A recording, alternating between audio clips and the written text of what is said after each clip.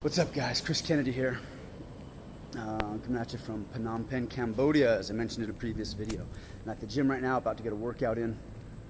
The gym is empty, which I love. Love working out in empty gyms.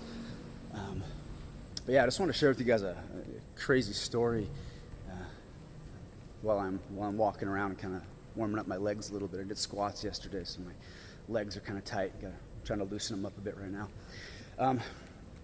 So Phnom Penh is crazy. It is a freaking concrete jungle. It is nuts, especially the roads and traffic. Nobody obeys traffic laws. Police don't enforce traffic laws. There are so many motorbikes, so many, and everyone is just doing all they can to get to where they need to go, and they're just zooming in and out of the cars and around each other, and it is a freaking scary place to drive. So I'm mostly walking these days, and walking from between my home and the gym, and I live about maybe about half an hour from the gym, about a half an hour walk, so it's not too far. You know, if I could drive, it would take less than a third of that time, but I just walk. It's no big deal. It's kind of a nice, pleasant way to wake myself up in the morning when I'm coming over to work out. Anyway, I was walking home after class the other day. I'd finished teaching a jiu-jitsu class. It was probably about 8:30 at night, and walking home. And oh, by the way, so this is the gym that I'm working out at. There we go, Prodal, P-R-O-D-A-L. So if any of you guys are ever in Cambodia, stop by the gym. Come get a workout in with me, or come to one of my classes, one of my jiu-jitsu classes. So anyway, I'm walking home, and a shoe comes flying, or a sandal rather, comes flying by me. And it's this pink sandal, and it's a crappy sandal, right? It's all dirty and looks old. And the way it zoomed past me, it was pretty obvious that somebody was throwing it at me, trying to hit me with it. Right? I didn't just like fall down next to me. It zoomed right past my chest. Someone was obviously chucking it at me. And I looked at it because, you know, it zoomed past me, almost hit me. And it, you know, it's this crappy pink sandal. So I figured it was just somebody driving by, throwing a sandal at the white guy. You know, there's not a ton of white people here. And sometimes people are dicks to us here. But anyway, so I figured it was just somebody like, oh, hey, look, a foreigner, and chucked a sandal at me. So I look at the road. I look up to see if someone's going to like be flipping me off or laughing or something. So I look up at the road, and traffic's just normal, kind of crazy and slow. But there's a guy in the middle of the road, kind of sitting on the median, wearing one pink sandal.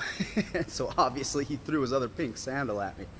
And so I was like, oh, dude. So I try to make eye contact with him. I look at him because I want to be like, what the heck, man? But he's looking every direction except at me. He's looking every which way, trying to ignore me, acting like he didn't just throw a freaking sandal at me. So since he's ignoring me, I go pick up his sandal and I like, wave it in the air at him. I'm like trying to, you know, hey, but he's trying to ignore me. He's pretending like he doesn't see me. So I take his sandal and I chuck it over this fence that I was walking next to. Like, fine, dude, if you're gonna freaking try to hit me with a sandal and then ignore me, you don't get your sandal back. So I chuck it over the fence, and that got his attention. And then he yelled at me. He was like, hey! And I just kind of started walking away. And then he started to follow me. So when I see that he's starting to follow me, I turn around and face him. And he comes up all close to me and says something to me in Khmer. And I don't understand the language here yet. Studying it, but you know, don't understand it yet. So he comes up and says something to me in Khmer, and he's obviously mad because I just threw his sandal. He's not getting his sandal back. And I tell him, like, dude, if you want to keep your sandal, you shouldn't be throwing it across the street. But he didn't understand English, so he just said something back to me kind of aggressively in Khmer. So I told him Atdung, which is just kind of like I don't understand. And I'm probably even saying that wrong, but that's what I said to him, Atdung. And so when he realized that I didn't understand what he was saying and wasn't going to be able just to sit and yell at me or intimidate me, he kind of thought about what to do, and I'm pretty sure he was drunk. He smelled like alcohol, and he had gum on his forehead, like he had chewing gum they took out of his mouth and like put it on his forehead. He had like 6 of them on his forehead, and he was chewing gum. So anyway, and he smelled like alcohol, so I'm pretty sure he was drunk. But anyway, he thinks for a second, and then he lifts up his hands by his face like he wants to box. And I laughed at him. I not like a forced laugh or something. It wasn't even like a big guffaw. It was just like type of thing. You know, like, what the heck, dude? Like, did you not just see that I walked out of a freaking kickboxing gym? Like, you shouldn't be going and starting fights with people that walk out of kickboxing gyms. And especially, like, I'm not insanely muscular, but compared to a lot of these Khmer people here, like, I'm pretty freaking jacked compared to a lot of them. They're pretty small people, and they don't have the kind of like exercise that we have like in our schools and stuff back home. They don't have the same kind of diet and stuff. There's like a really skinny people. So again, I'm not like huge, but like I'm way freaking bigger than all the people here. And so I gave a little laugh, like, what kind of an idiot is this? But you know, I figured he was just drunk. So he lifts up his hands like he wants to fight me. And I'm thinking, shoot, I'm about to get into a freaking fight in the streets of Cambodia. And these things start going through my mind. Like, I'm a white guy, and if you're white in Cambodia, police basically see you as like a walking ATM. Not just police, but anybody, you know, any businessman, they all just see you as a walking ATM. They think you're loaded and full of cash. They just need to push the right buttons, and they'll get your money.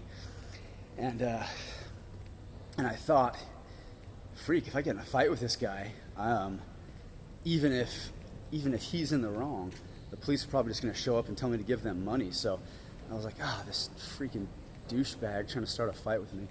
And you know, that was obviously partially my fault for chucking his sandal, but I don't regret it because he deserved to lose his sandal after throwing it at me.